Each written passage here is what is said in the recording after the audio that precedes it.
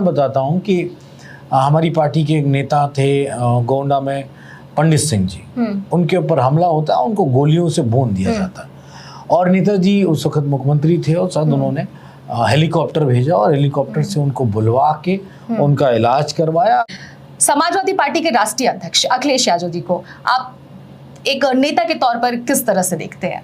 देखिए, भारतीय राजनीति में उतार चढ़ाव हर दशक में होता ही होता है। समाजवादी पार्टी की एक टैगलाइन है कि समाजवादी पार्टी कभी बूढ़ी नहीं होगी। ये हमारे श्रद्धेय नेता मुलायम सिंह यादव जी ने कहा कि मैं कभी भी समाजवादी पार्टी को बूढ़ा होते देखना नहीं चाहता।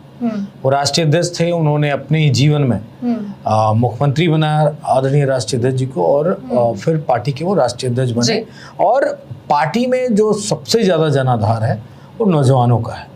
वो नौजवान किसी भी जाति, वर्ग, धर्म के हो सकते हैं और इस बात की पुष्टि इस बात से होती है कि समाजवादी पार्टी ने लगभग 4 बार सरकार उत्तर प्रदेश में बनाई है और सेंट्रल में भी अपनी भूमिका को सदैव आगे रखा है। हम चाहे सत्ता में रहे या विपक्ष में रहे, हमारी भूमिका के बगैर कुछ नहीं हो सकता है। महत्वपूर्ण बिंदु यह है कि आखिर अखिलेश यादव जी ने समाजवादी पार्टी को किन ऊंचाइयों तक पहुंचाया है। देखिए, उत्तर प्रदेश में और देश में, खासकर उत्तर भारत में, मैं ये समझता हूँ कि तुष्टीकरण की राजनीति और जिस तरीके से सांप्रदायिक राजनीति का पूरी तरीके से पाठशाला के रूप में और एक नर्सरी के रूप में काम बीजेपी लगातार आरएसएस करती आई है। लेकिन इन सब परिस्थितियों से जूझते हुए अखिलेश यादव जी ने पार्टी को बचाया है, क्योंकि पार्टी षड्यंत्र करके लोग तोड़ना चाहते थे, पार्टी को खत्म करना चाहते थे। सत्ता अभी नहीं मिली है 12 से 17 के बाद, लेकिन सत्ता की तरफ अग्रसर है और जिनको बड़ा गुमान था पूरे देश में कि वो 400 पार कर जाएंगे और भारत के संविधान को बदल देंगे, उनके गुमान, अहंकार को अगर किसी ने तोड़ा है तो वो आदरणीय अखिलेश यादव जी ने तोड़ा और समाजवादी पार्टी के नौजवान कार्यकर्ता, नेता और अंतिम पंक्ति में खड़े व्यक्ति ने, जो समाजवादी विचारधारा का है, वोटर है, उसने तोड़ा है। ये बड़ी बात है।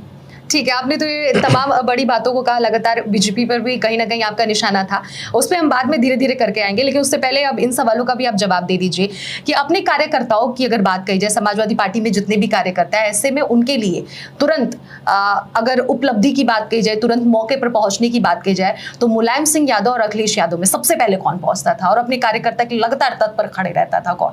देखिए, सारी परिस्थितियां भौगोलिक, सामाजिक, वैज्ञानिक और तमाम सारे सुविधाओं के अभाव और प्रभाव की हैं। जब श्रद्धेय नेताजी थे तब बहुत संचार की व्यवस्थाएं बहुत कम थी।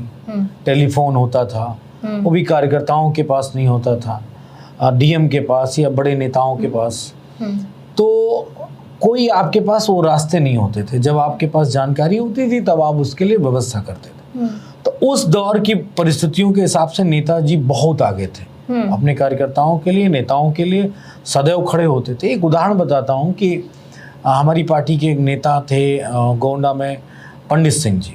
उनके ऊपर हमला होता है, उनको गोलियों से भून दिया जाता है और नेताजी उस वक्त मुख्यमंत्री थे और शायद उन्होंने हेलीकॉप्टर भेजा और हेलीकॉप्टर से उनको बुलवा के उनका इलाज करवाया। अगर उनको हेलीकॉप्टर से बुला के उनको सही और बेहतरीन इलाज ना मिलता तो उनकी जिंदगी खत्म हो जाती। तो एक नेताजी के समय का उदाहरण मैंने दिया और इस तरह की बहुत सारी चीजें।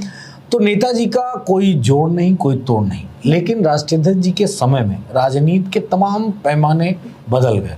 आज सुदूर या पूरी दुनिया में कहीं भी बैठ के कोई भी व्यक्ति आदरणीय राष्ट्रीय अध्यक्ष जी से कनेक्ट हो सकता है। उन्हें ट्वीट करके, उन्हें फेसबुक पे अटैक करके, उनको मैसेज करके व्हाट्सएप के माध्यम से या कॉल करके, सबको सब कुछ मालूम है और सबको ही कनेक्ट हो जाता है।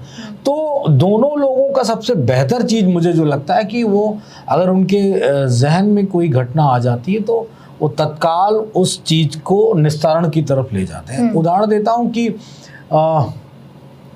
अंबेडकर नगर में एक बच्ची के एक घर पे बुलडोजर चल रहा था और उस बच्ची की किताबें उस घर में रखी थी, तो वो दौड़ के गई, किसी तरह अपनी किताबें लेके आई।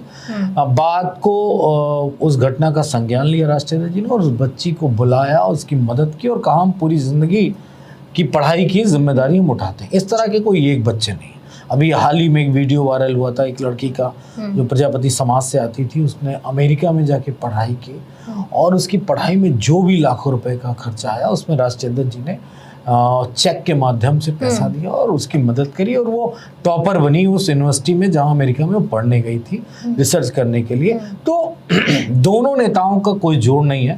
उन परिस्थितियों में आभाओं में अपना प्रभाव बनाने का श्रेय सबसे ज्यादा सद्य नेताजी को था। और अब तो सब चीज का है, पार्टी भी मजबूत है, हमारे नेता भी मजबूत है, संचार व्यवस्था भी मजबूत है, जानकारी भी तुरंत आ जाती है। तो आज की परिस्थितियों में हमारे नेता भी बहुत तेज है। और बहुत तेज शब्द में इसलिए कह रहा हूँ, उत्तर प्रदेश में बहुत सारी घटनाएं घटती हैं। सरकार योगी जी की है, बीजेपी की है। सरकार उतनी जल्दी कोई चीज नहीं कर पाती है जितनी जल्दी हमारे नेता उस पर एक्शन, रिएक्शन और डायरेक्शन कर देते हैं। कोई नहीं कर पाता।